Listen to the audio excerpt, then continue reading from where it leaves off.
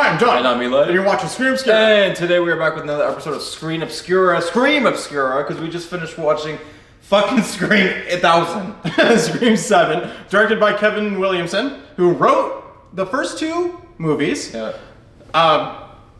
Yeah. You wouldn't have guessed, by the way. And who is starring in this movie? Good question.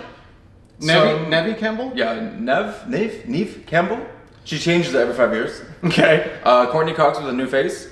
And then we got some throwbacks in this one. Matthew Lillard was his name? Lillard. Yes, Matthew Lillard is in this one. Yeah. He broke the internet when it was announced that he would come back for this one. And then there were some new faces in this one. There was actually a lot of people who I've never really seen before. And also some people who were, again, from the older films, like Mason Gooding's character. He reprised his role from the other films. But yeah, not only some old faces, but some newer generations as well. The film takes place in modern age, and Sydney is all grown up and has a family now with children, kind of the whole Halloween Kills effect, but yeah.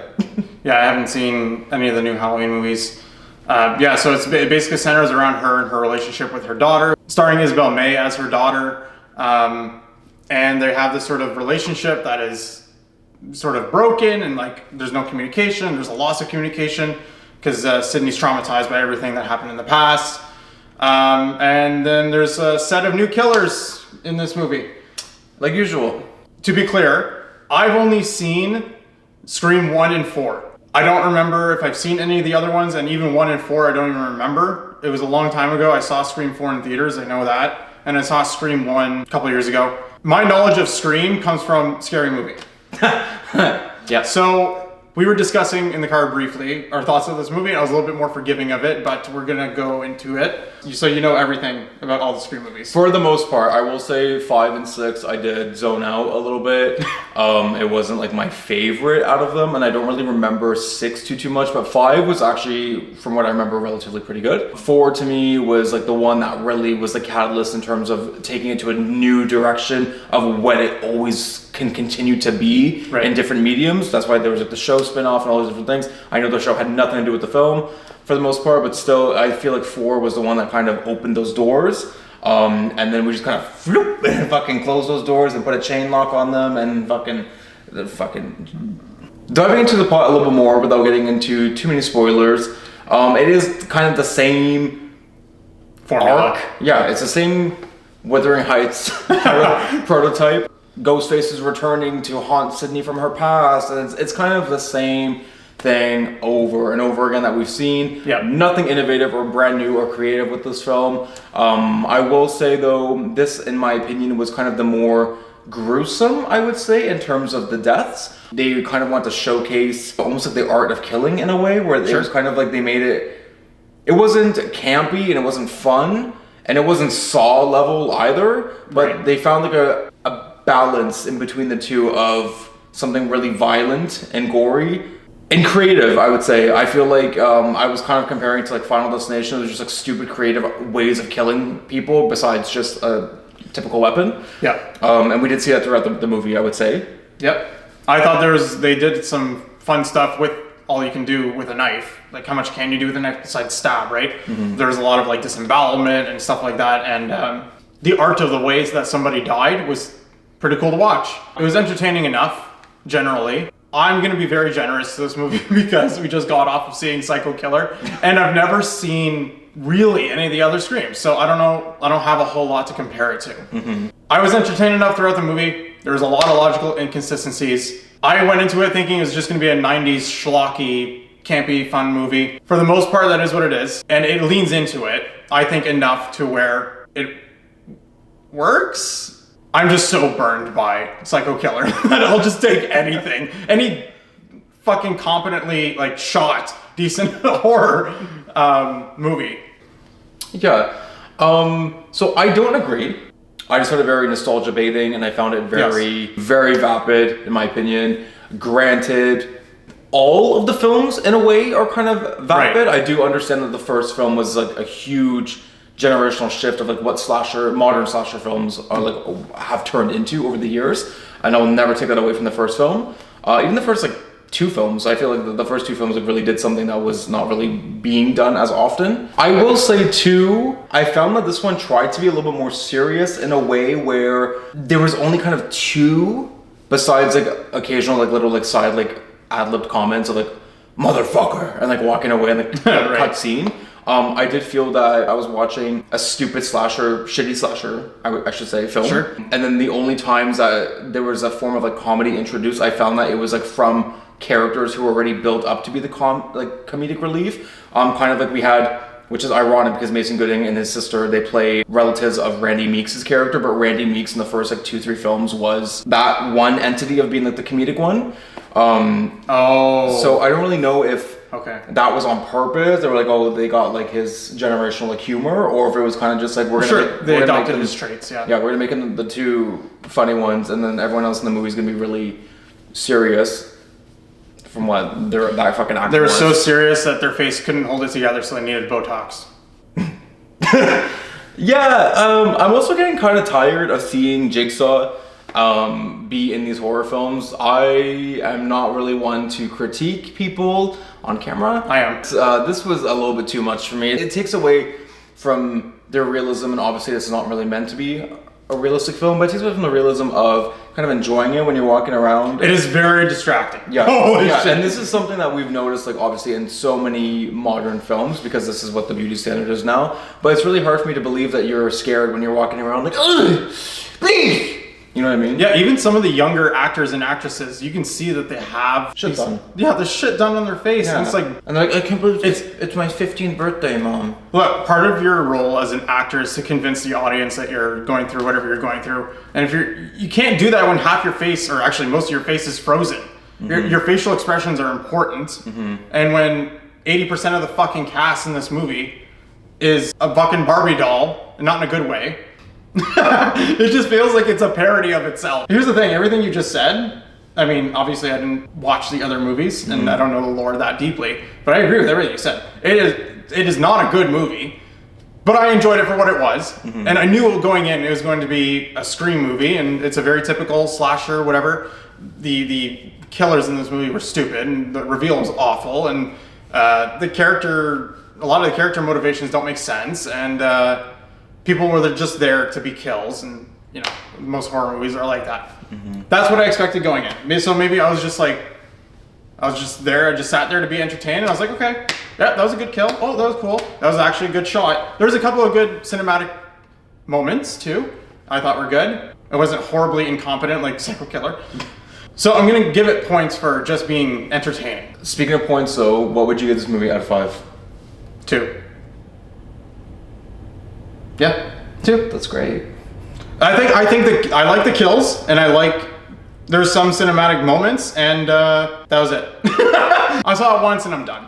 I give this film, transparently, I give this film a 1.75.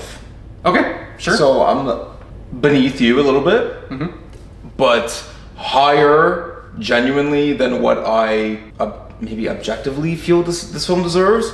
Maybe there's a bit of a bias in my ranking. I did feel that this film had potential, but also if you watch the other ones, obviously Neve Campbell wasn't in the 6th one, and then in this one they kind of backtrack as to why she wasn't in it, even though we know why. It's because she was being paid fucking $1,000 per second before. But then they kind of like played on that, like, oh, the reason why I was gone and not here last year was because I was having sex, whatever the fuck she said. But I just found that this film did not need to be made, and I also won't even call it fan service because I feel like the fans are done with this. They spun it off and made the TV show, and like it was like different characters, different like same idea but different concept, and it was more modern age, and the show was doing relatively well. That got taken away from us, so then we just kind of like wanted to restart, but we didn't actually restart anything. We're just like trailing off and like pulling straws to make something out of realistically nothing. I have a very hard time understanding and believing, and again, I know it's a movie, but I'm having a really hard time understanding and following the fact that every couple years, there's a handful of psychopaths all in the same town. I don't understand how it's like every couple of years, it's like, surprise, bitch, and it's like a whole group of people who are like so sociopathic, they're able to like behead you, and they're able to pull your guts out. I know, they're also like so capable of killing. And right? It's like, this isn't like Friday the 13th or Nightmare on Elm Street where it's like a paranormal entity is like behind the killer, and it's like there's lore as to why they have like the power and like the zhuzh and the maniac mentality that they do. This is like a 15-year-old girl in some of the movies, or it's like a 40-year-old janitor. It's very random. Now looking back at the movie, that opening sequence makes no fucking sense, and why was it even there? It was, like you said, just fan service. So many things were fan service and nostalgia baiting, and we're gonna talk about it right now in 3, 2, 1, spoilers! The film starts off with them in the original house from 1996. It's like a model home, it's like a museum or something. Yeah. And it's like people are breaking in, and it's like an escape room. No, theme. they were renting it like it was an Airbnb because he had the code to get in. Yes, you're right. So it was like an escape room. It was just like, oh, look at this. Remember this from 1996? Yeah. Remember this from 1996? And it's like, it was given like a... It's very cheap nostalgia bait. It was also kind of like giving you like a refresher within the plot. Like it was, by the way, this person survived. Oh, did this person die? We don't know yet.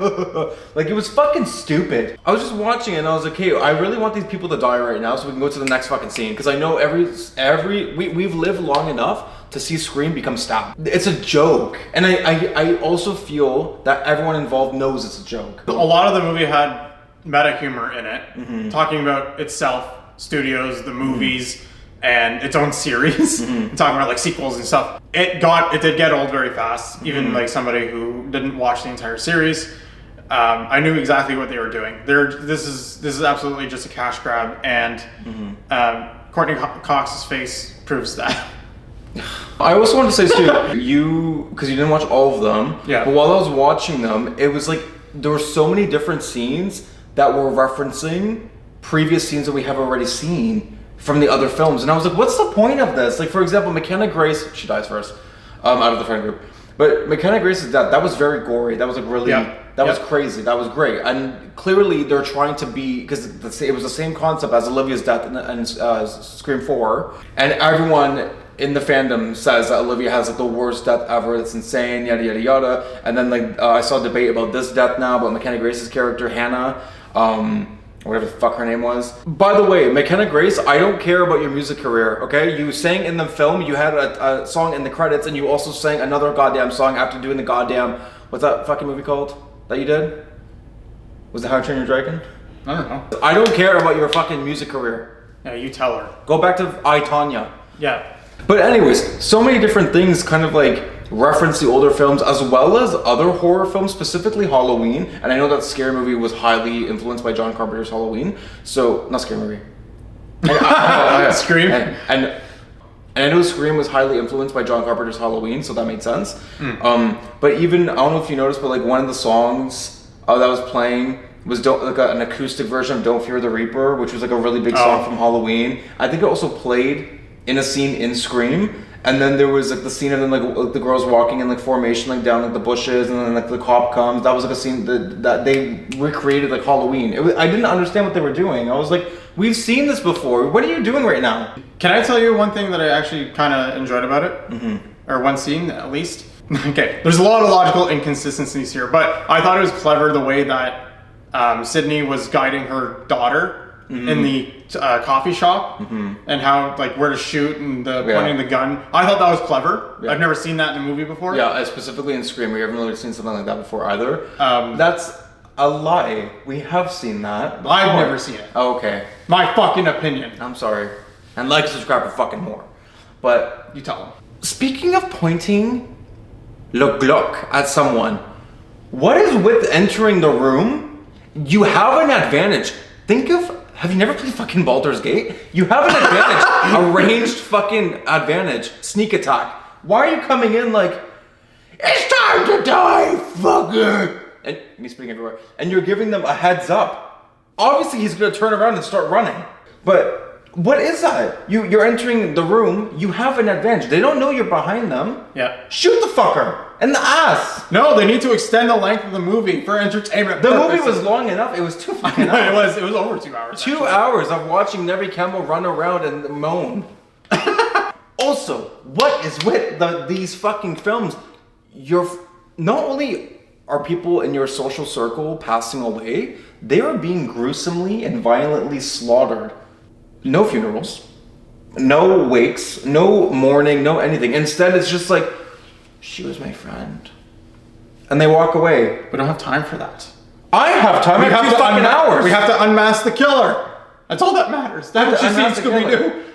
You want to talk about unmasking killers? The killer in this movie is the most random, it is very unmotivated, laziest shit I've ever seen. There's 3 killers in this movie. One of them is a fucktard that we see once in the whole goddamn film. Yeah. Which kind of reminded me of Hard Eyes directed by Josh Rubin, where it was like, it's like they unmask. It's like, who the fuck are you? Like, that made me laugh. Mason Gooding, thank you.